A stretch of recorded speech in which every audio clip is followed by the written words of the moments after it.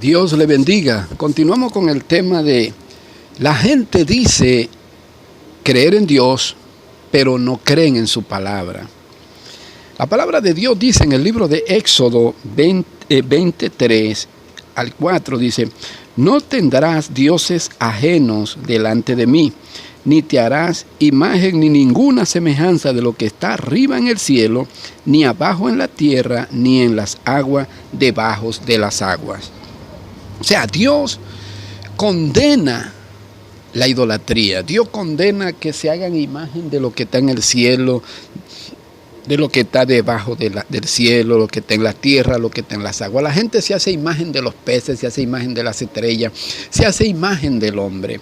Dios condena totalmente que lo comparen con cualquier cosa en este mundo. Si tú dices creer en Dios, tienes que creer en su palabra, porque esta es la palabra de Dios. Y como decíamos en el otro tema, Mateo 24, 35, que dice: el cielo y la tierra pasarán, pero mi palabra no pasará. La palabra de Dios es la Biblia y no pasa. Es el único libro que se ha cumplido y se sigue cumpliendo. Entonces, tú crees en imagen, vive la vida como se te antoja, pero dice creer en Dios. Cuando creemos en Dios, creemos de tal manera como para obedecerle y obedecerle. Deuteronomio 7:5 dice la palabra de Dios: mas así habéis de hacer con ellos, sus altares destruiréis, y quebraréis sus estatuas, y destruiréis sus imágenes de acera, y quemaréis sus esculturas en el fuego. Cuando el pueblo de Israel conquistaba una nación pagana, al conquistarla tenían que destruir toda su religión, todo el paganismo que tenían ahí, toda inmundicia, toda idolatría. Y como dice en Éxodo, se lo dice al pueblo de Israel y nos lo dice a todos nosotros, los que somos hijos de Él. Tú que todavía no conoces a Cristo, conoce de Cristo, pero no lo conoce. Cuando tú vienes a Cristo, Dios te dice: deja todo el paganismo, deja tu idolatría, deja la mentira, deja todo pecado, déjalo allí en el mundo de donde Dios te sacó.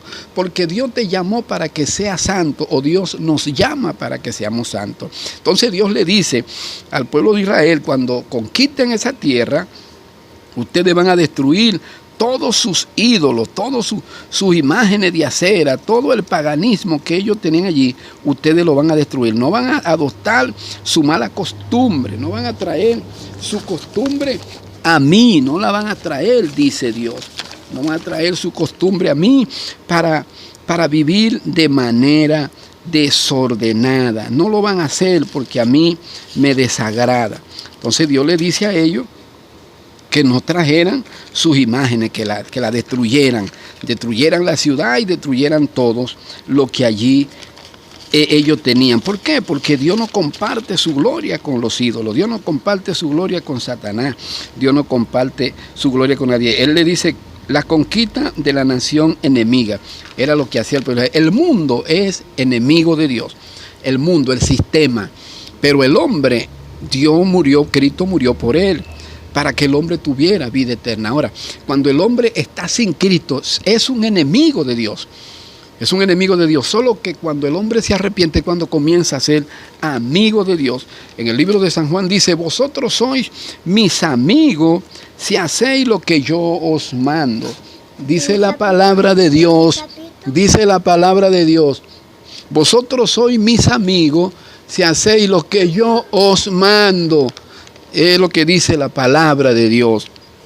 Por eso, mis hermanos y amigos, ustedes tienen que dejar el mundo. Cuando ustedes dejan el mundo, o cuando nosotros dejamos el mundo y empezamos a obedecer a Dios, empezamos entonces ahí, somos amigos de Dios. Es cuando somos amigos de Dios. De otra manera, somos enemigos de Dios cuando vivimos en el pecado.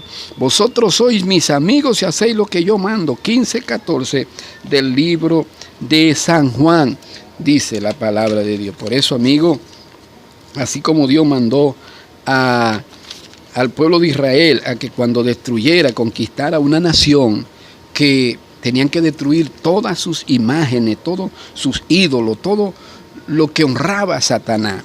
porque Dios es santo y los que le servimos a Él tenemos que ser santos. Si tú dices que crees en Dios, tienes que creer a su palabra. Desde Génesis a Apocalipsis, mucha gente dice que cree en Dios, pero cuando tú le hablas de cuál es el futuro del hombre, el verdadero futuro del hombre sin Dios es el infierno. ¿Y cuál es el futuro del hombre cuando viene a Cristo? Es el cielo, la vida eterna. Ahora ve qué tremendo. Dentro de las iglesias cristianas, en algunas, no todas, algunos pueblos de Dios, cuando hablan del infierno, es un escándalo. Es más, ya hay iglesias que no se habla del infierno. Hay iglesias que lo único que se predica es pura bendiciones.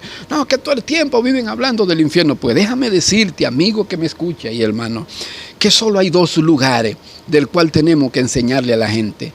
El que Cristo vino a darnos, que es el regalo de la vida eterna, el paraíso donde no se sufre, donde no hay hambre, donde no hay miseria, donde hay ladrones pero arrepentidos, donde hay prostitutas pero arrepentidos, donde hay avaros pero arrepentidos, donde hay estafadores pero arrepentidos. Allí no hay ningún mal, allí no hay maldad.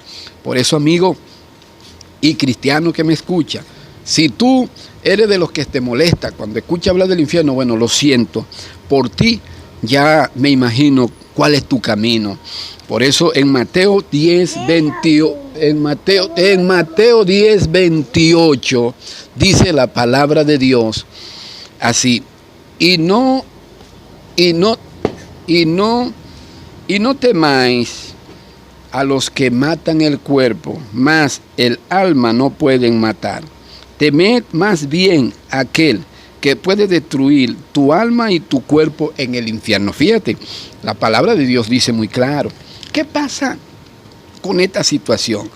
Mucha gente, el pueblo de Dios no debe temer a predicar la verdad. No debe temer a que lo rechacen, no debe temer a que nos maten por causa de Cristo. No debemos temerle a eso. ¿Por qué? Porque el hombre puede destruir nuestro cuerpo, mas nuestra alma no puede matar. No puede matar nuestra alma porque nuestra alma está segura y está escondida en Dios y el diablo no la puede tocar. Ahora, de la única manera que Satanás puede tocar nuestra alma es que nosotros vivamos doble vida y que vivamos una vida mediocre, una vida hipócrita, haciéndolo demostrar al mundo que somos Dios, pero ante Dios no somos nada porque vivimos vida miserable. Mateo 10, 28 dice, no temáis quien puede destruir tu cuerpo, mas el alma no pueden matar.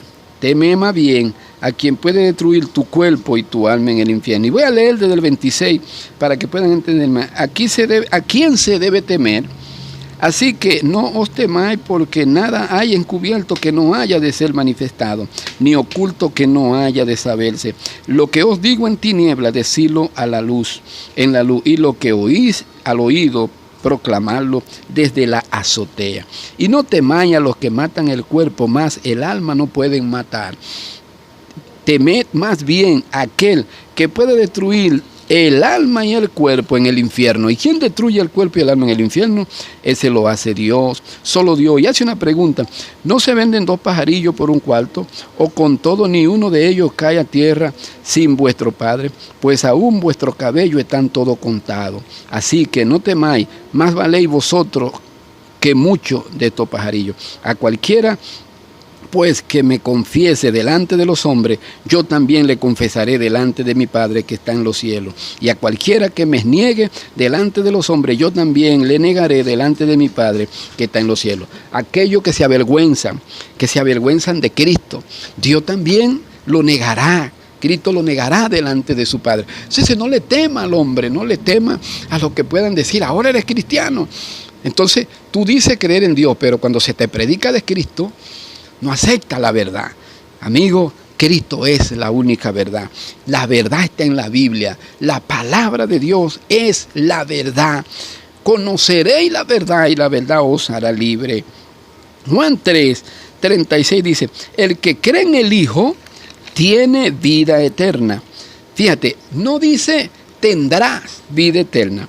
El que cree en el Hijo tiene tiene vida eterna. O sea, en el momento que nosotros nos apartamos del mundo y reconocemos a Cristo como nuestro único Salvador de corazón sincero y le entregamos nuestra vida con todo nuestro pecado, con toda la basura y la inmundicia que traemos del mundo, Dios comienza a transformar nuestra vida cuando nosotros nos rendimos a Él y dejamos que Él tome control de nuestra vida.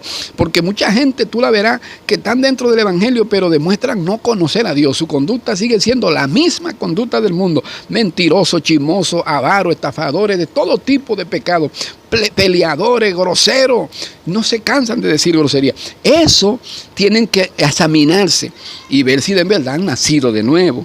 El que en Él cree, el que cree en el Hijo, el que confesó, el que se arrepintió para obedecerle, tiene, o sea, en el momento que cree ya tiene la vida eterna.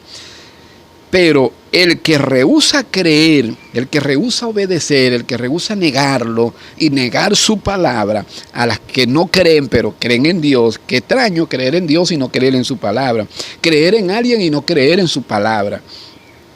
El que rehúsa creer en el Hijo no verá la vida. ¿Cuál vida?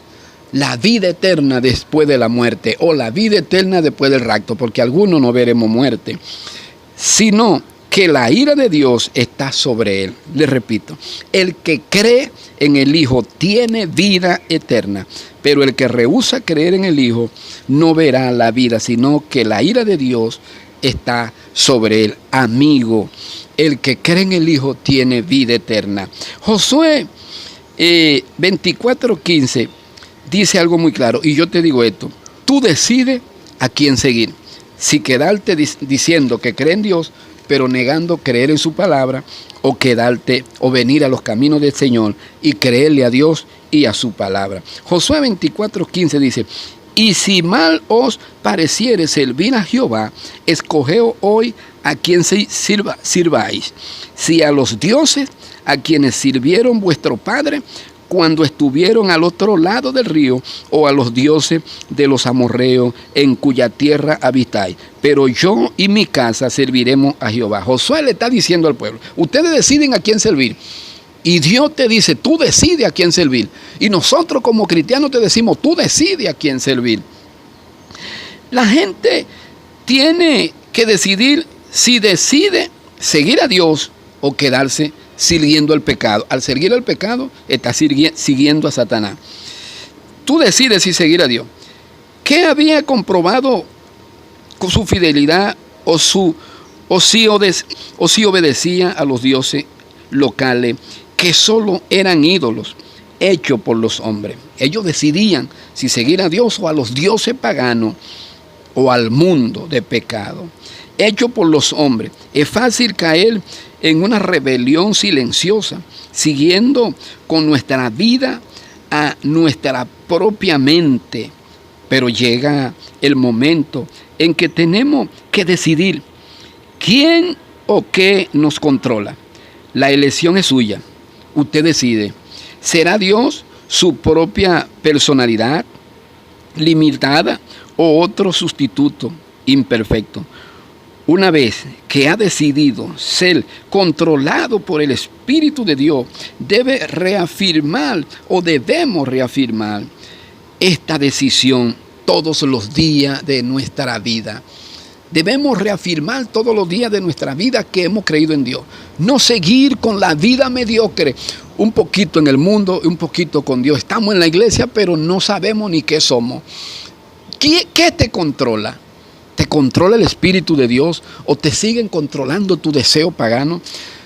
Vuelvo y te digo, tú dices que cree en Dios, pero no cree en su palabra. El que cree en Dios, cree a su palabra, obedece la palabra de Dios y la pone por obra. Si dice creer en Dios, entonces ríndete a la palabra. Cada vez que escuche un mensaje en una iglesia, en la calle, en la radio, donde le escuche, es la palabra de Dios. Y Dios te está hablando, Dios nos está hablando. Pero solo creemos lo que nos conviene, lo que no nos conviene no lo aceptamos. A mí me conviene todo lo que la palabra dice, porque todo lo que la palabra de Dios dice es para mi bendición, es para mi crecimiento y para que yo viva mejor para Él. Dios te bendiga. Si cree en Dios, crea su palabra, porque el fin ya se acerca. Cristo ya viene.